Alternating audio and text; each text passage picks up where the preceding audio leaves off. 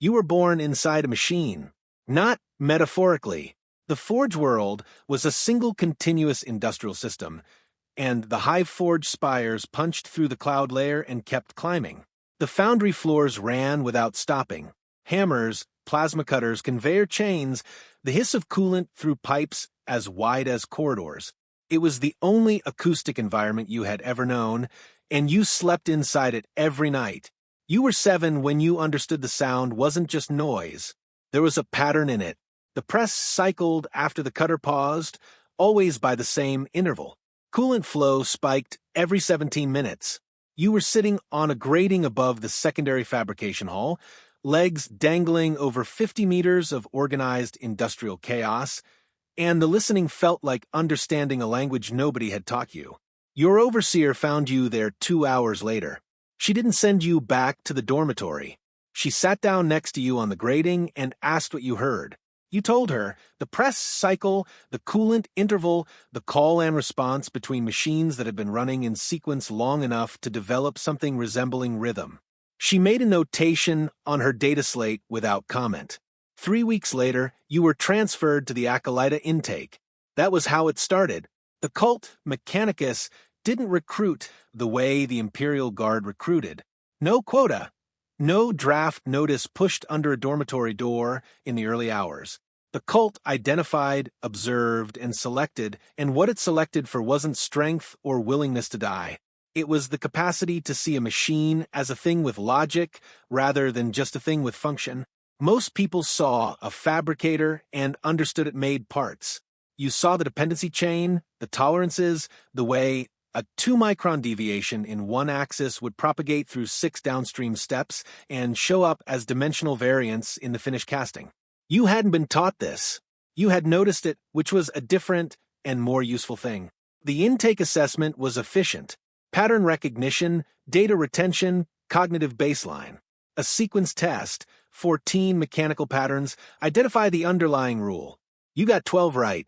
The examiner noted this without inflection and moved to the next item. You were admitted to the lower mysteries. The lower mysteries were not mysterious. They were dense.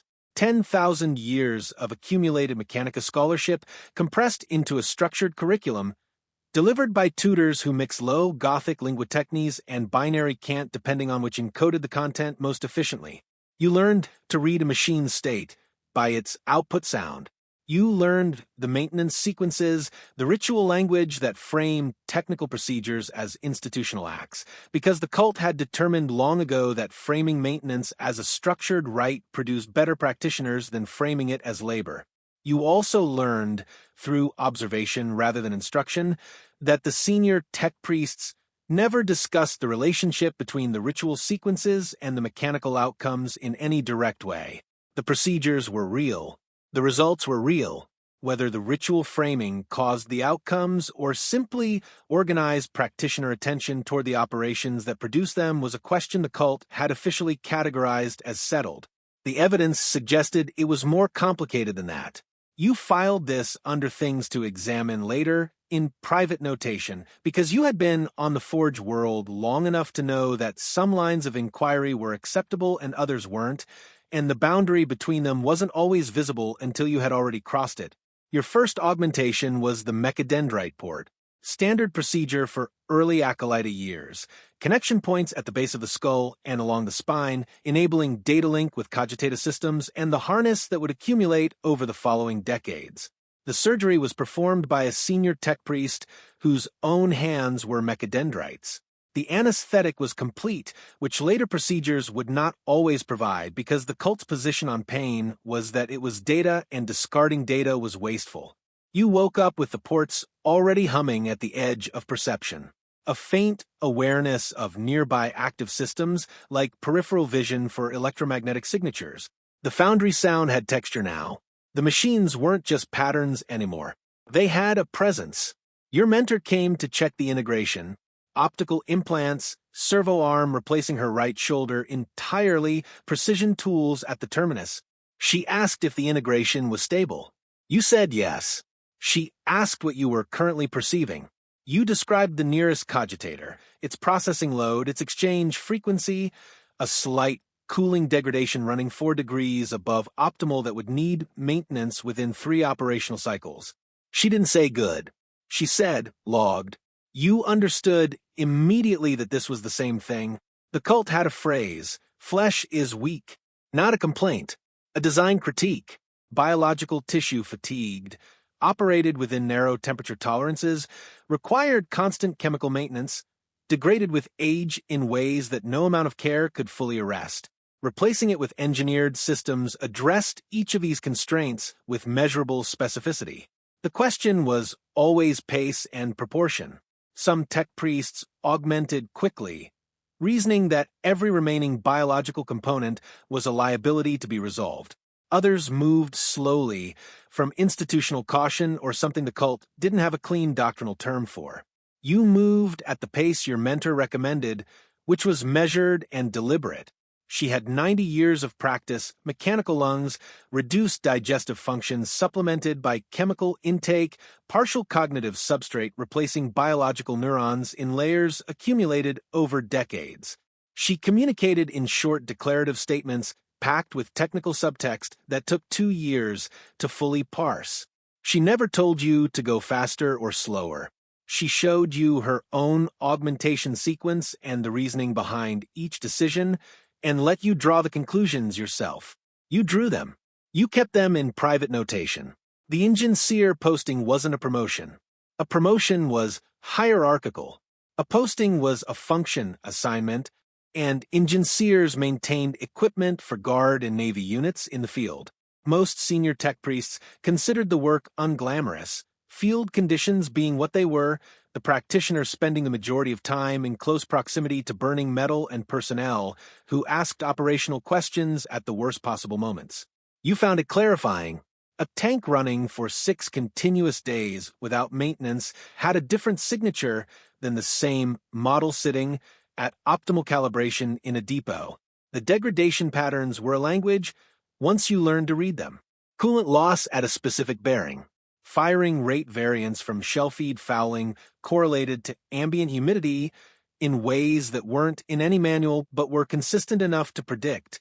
Tracking causal chains from symptom to source to fix in real time while the machine was still in active use and the people using it were under fire was exactly the kind of simultaneous processing the ports were built to support.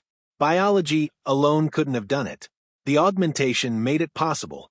The maintenance logs recorded the outcomes. Equipment you serviced ran within tolerances longer than the regimental average. Failure rates in your assigned section dropped by a margin the Mechanicus's own statistical analysis flagged as significant. Mugos Logi made a notation somewhere. 3 months later, transfer orders arrived for an explorator fleet. The explorator fleet ran the quest for knowledge in its most literal institutional form. Find what was lost, recover what was damaged, understand what was unknown. In practice, this meant locating technology from the Dark Age, the era before the AI revolts and the Age of Strife, when human science had operated at a level the current Mechanicus could partially replicate but couldn't reconstruct from first principles. The gap between replication and reconstruction was where the quest lived. It was also where most of the interesting problems were. In 3 years, you found 14 fragments of pre-Strife cogitator architecture, partially functional and partially corrupted beyond immediate recovery. 1 complete servomechanical assembly not present in any current Mechanicus catalog. The remains of a manufactory complex on a death world producing components for a weapons system the fleet's senior Mugos couldn't immediately classify with confidence. The weapon fragments went to the Mugos for analysis.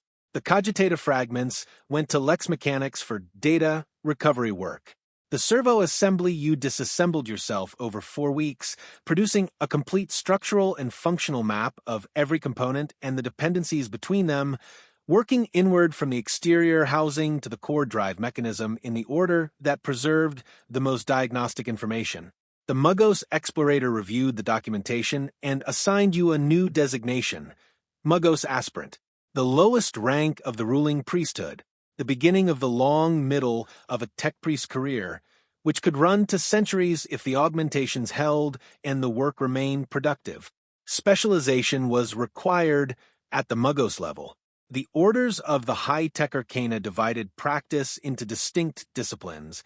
Generators worked biological systems, artisans restored artifacts, Magi Logi ran statistical projections.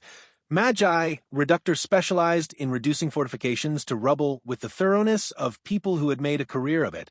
Your specialization found you rather than the other way around.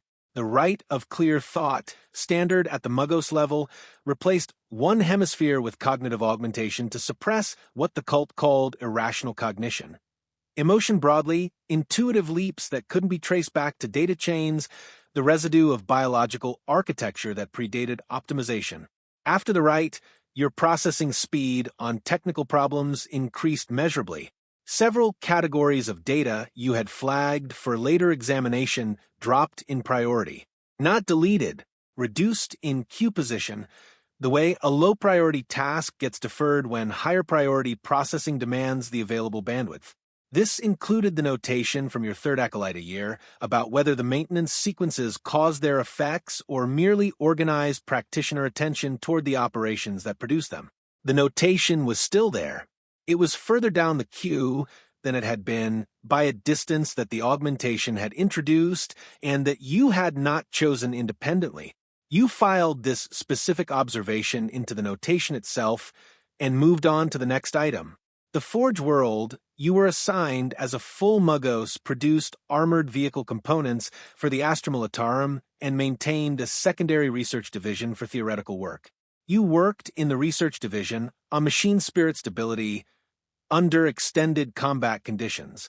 Machine spirits, the cult's term for the operational state of a complex system, the accumulated functional condition of a cogitator that had been running long enough to develop what appeared to be preferential behaviors, tendencies, responses that couldn't be fully predicted from base programming alone.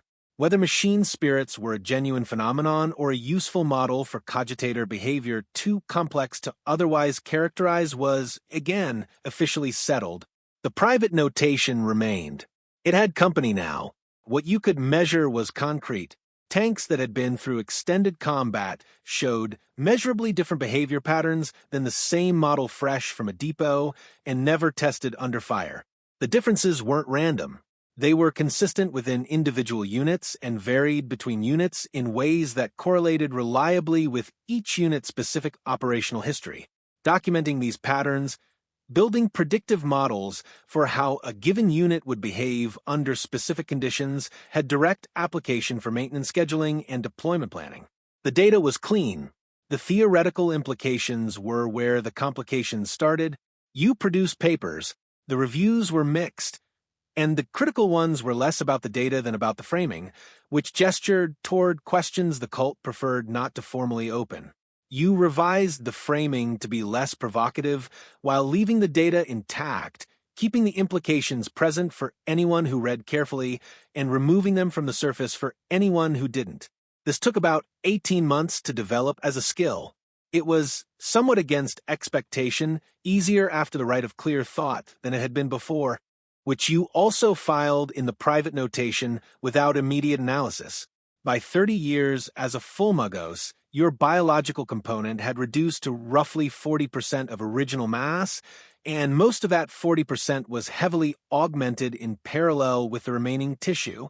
You still had biological lung function, which was unusual at your augmentation level and noted in 2 separate peer assessments with the neutral phrasing the cult used when it found something technically outside expectation but not actionable. You maintained the lungs partly for efficiency reasons and partly for a reason that stayed in private notation without full analysis because some things in the notation had been sitting unresolved for decades, and this was one of them. The mechadendrite harness had grown to 8 arms, each with different terminal configurations for different work. When all 8 were active on a complex system simultaneously, the parallel processing load was substantial but manageable. In your early acolyte years, biological bandwidth had been the constraint on everything. The augmentation removed it. By any technical measure, this was an improvement. The private notation didn't argue with this. It continued to exist alongside it. Visitors to the research division typically expected a person and encountered something that occupied that category with decreasing precision as the years accumulated. The omniscient axe was a badge of office. The servo harness was functioning. The optical array replacing your eyes was calibrated for 13 sensing modes, none of them standard visible spectrum vision. Most visitors defaulted fairly quickly to treating you as a system to query rather than a person to address, which was more efficient for most of the transactions involved and required no correction. An Inquisitor arrived once mid-career by the war band composition and operational indicators, with the specific controlled situational awareness the Ordo Hereticus developed over years of sustained practice in difficult environments. She wanted archival data on a class of pre-strife cogitators. She received it. On the way out, she paused and asked what you thought the machine's spirit actually was. You told her it was a question the cult considered settled. She said she had gathered that from the documentation, and she was asking what you thought. You held on to the question for 0.8 seconds, which at your current processing speed was a meaningful interval. You told her the evidence was consistent with two models, one doctrinally acceptable and one not, and the data didn't currently distinguish between them with sufficient resolution to close the question, and you had been noting this in private notation for approximately 50 years without resolution. She looked at you for a moment. That's the most honest answer I've gotten from a Muggos. You told her it was also the most efficient. Any official source would have given her something longer and substantially less informative. She accepted this with the nod of someone who recognized an accurate statement and filed it accordingly, then left. You returned to the queue. Your mentor had died 11 years before that conversation, her biological components finally reaching a failure threshold the augmentations couldn't keep compensating for across all systems simultaneously.